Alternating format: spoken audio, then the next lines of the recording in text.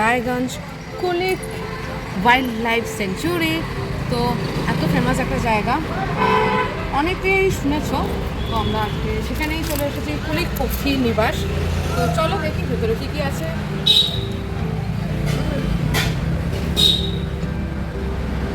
ঢুকেই এন্ট্রান্সের আগেই কিন্তু আমরা কুলিক পক্ষী নিবাসে এত সুন্দর একটা ভিউ পেয়ে গেছিলাম। দূরে একটা পাখি আছে, জানি না ক্যামেরাতে কতটা আসবে, আমরা তো খুব সুন্দরভাবে দেখতে পাচ্ছি।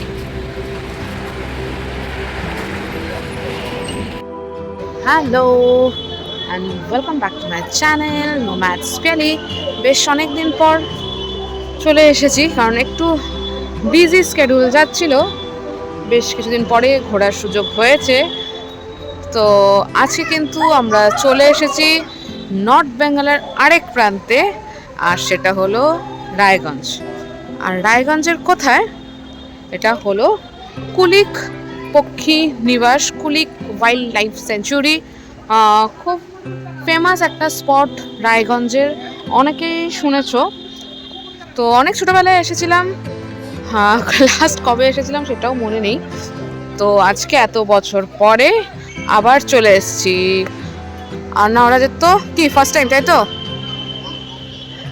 তো ওর ফার্স্ট টাইম। বাইরের তো অনেক কিছু চেঞ্জ হয়ে গেছে। এবার পক্ষী নিবাসে পাখি কতটা কি দেখতে পারবো জানি না, কিন্তু এখানটায় আশেপাশের যে পরিবেশটা আছে সেটা আমরা ঘুরে দেখব।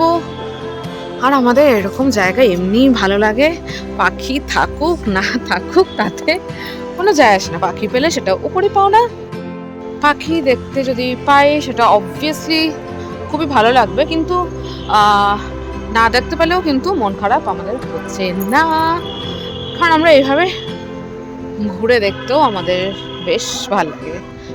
তো অনেক কিছু আছে এখানে দেখার মতন। আর এখানে হলো অ্যানিম্যাল ভেটেরিনারি কেয়ার ইউনিট বানিয়েছে ট্রিটমেন্টের জন্য, যেখানটায় পাবলিকের প্রবেশ নিষেধ আছে। বেশ সুন্দর এখানে জঙ্গল। টিকিট নেই কিন্তু, আগেই বলে রাখি। এখানটায় আগে টিকিট ছিল, কিন্তু এখন কোনো টিকিট কাটতে হয় না, জাস্ট একটা রেজিস্টারে এন্ট্রি করলেই হয়ে যায়।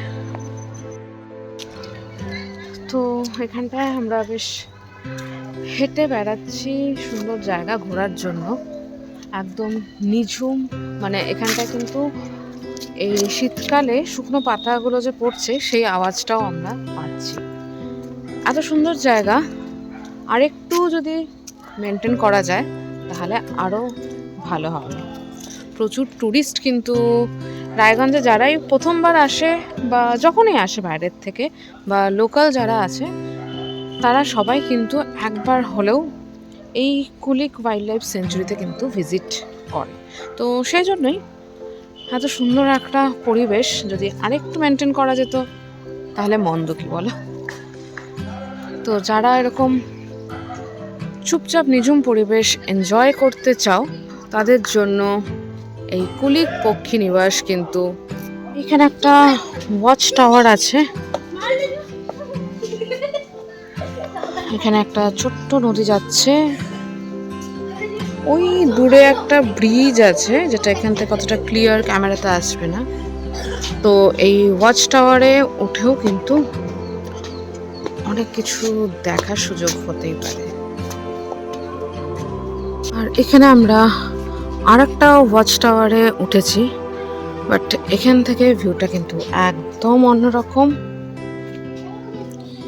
হ্যাঁ, যতদূর সম্ভব এটাই হলো সেই কুলিক নদী, যেই নদীর নামে এই ওয়াইল্ড লাইফ সেঞ্চুরির নামকরণ। কুলিক ওয়াইল্ড লাইফ সেঞ্চুরি, পক্ষী নিবাস, যে যেটাই বলো। তো এই হলো সেই কুলিক নদী। ওখানটায় ভেতরে গ্রাম আছে।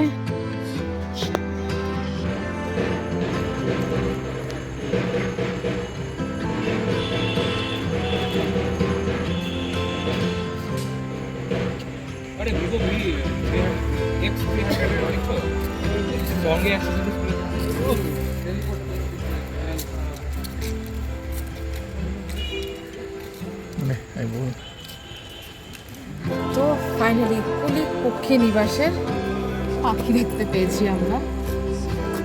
এত সুন্দর, মানে অনেকক্ষণ ধরে ঘুরছিলাম। তো আমরা এখন এক্সিটের ওয়েতেই আছি। তো সেখানটা এত সুন্দরভাবে দেখতে পাবো ভাবি, সার্থক আশাটা।